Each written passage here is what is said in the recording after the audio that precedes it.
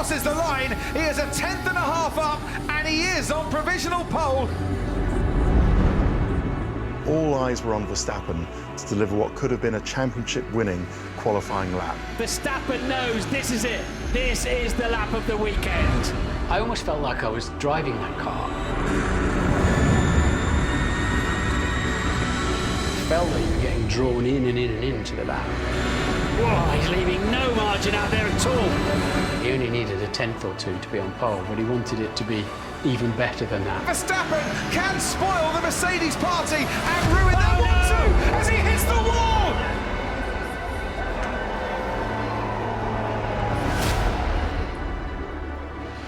It was the lap of the season, and then he pushed it too far. Oh, great job, team. Great job, team. You had me worried there for a second.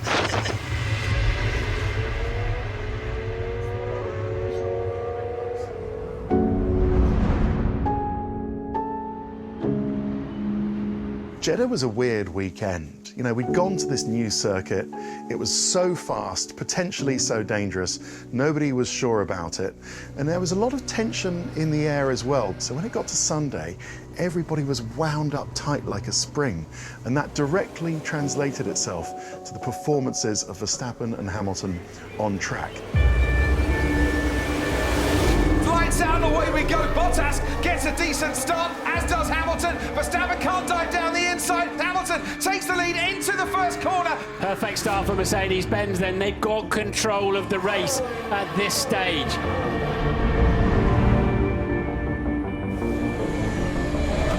Mick Schumacher has gone into the barriers now. We've got our first safety car of the evening. Do you pit then? Do you pit at the moment if you're Mercedes or Red Bull?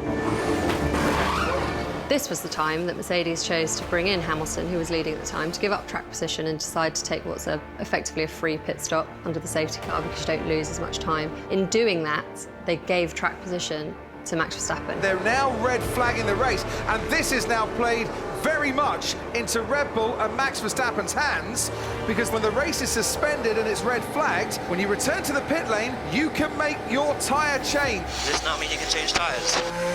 Unfortunately, Lewis, yes, it does. That's unbelievable, man. Lewis is leaving way more than 10 cars. That's just not okay. Keep it calm, Max. Keep it calm, everybody. Got to get this restart done. It's lights out and away we go again. And Verstappen and Hamilton are going to be neck and neck going into turn one, and Hamilton's got a better start. And Hamilton goes into the first corner as Bottas locks up, almost hits Verstappen and goes off the track, and then forces Hamilton wide as Esteban Ocon gets ahead of Lewis Hamilton. Cut across the whole curve. Right behind them, there is an immediate accident again, and then there's a red flag. And that's Sergio Perez, who's been tagged, and there's another incident involving George Russell. We go back into the pits, the race is stopped, then this nonsense conversation starts between Jonathan Wheatley, Red Bull Sporting Director, and Michael Massey, the FIA Race Director. We would accept P2 on the basis that Ocon's on pole, correct? We would drop you back behind Hamilton. Understood. That is my offer. I need another minute, thank you. You have my suggestion. It's deemed that Max Verstappen is at fault. The conversation surrounds what penalty Red Bull would accept for Verstappen. Go ahead. Yeah, we'll accept that. We understand the order will be Ocon, Hamilton, Verstappen. That is correct. Ocon, Hamilton, Verstappen. How do you call that when boys have a friendly relationship? Like friends? Romance. Romance. Max has pulled off some great moves. The third start, when he went down the inside, was right on the limit, but brilliant. Ocon ahead of Hamilton, but not by much. Verstappen's going to go down the inside. There's three of them, and Hamilton and Ocon touch. But they keep going, and Verstappen now ahead of Lewis Hamilton. And Verstappen takes the lead of the race. The Saudi Grand Prix was the one where I thought Max just crossed the line of being too aggressive. He is gaining, and he is gaining, and he is gaining on Max Verstappen. He's going to go for the move here. Lewis Hamilton trying to get into the lead of the race. They go wheel to wheel into the first corner. Verstappen has to bail out. Lewis Hamilton has to bail out. Max doesn't like to yield, does he? He'll use any part of the racetrack. That's crazy, man. Lewis must have been expecting him to give the place back.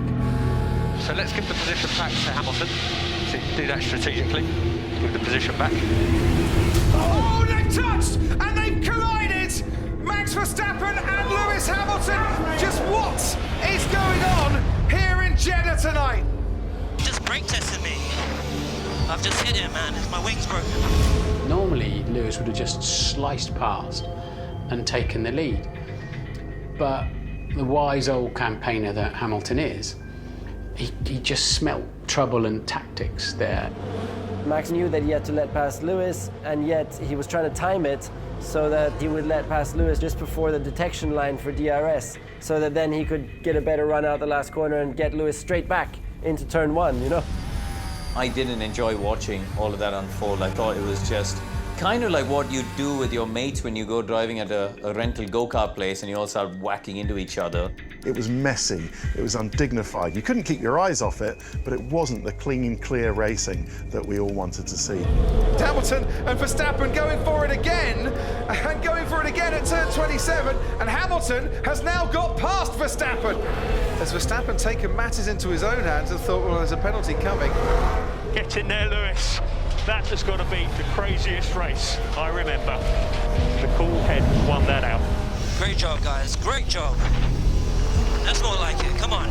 Let's keep pushing, man. Max Verstappen has got to think about his driving standards. We found ourselves again in situations where he turned in or squeezed another car over the curb. At a certain stage, if there is a reasonable person in the race director's room, he's going to get penalized. Mercedes and Lewis felt that they really had Max Verstappen on the ropes when they left Saudi Arabia. The pressure was on Max at the time. It really was, because he was leading the championship, so it was all his to lose. And when you're in that position, boy, the pressure is huge.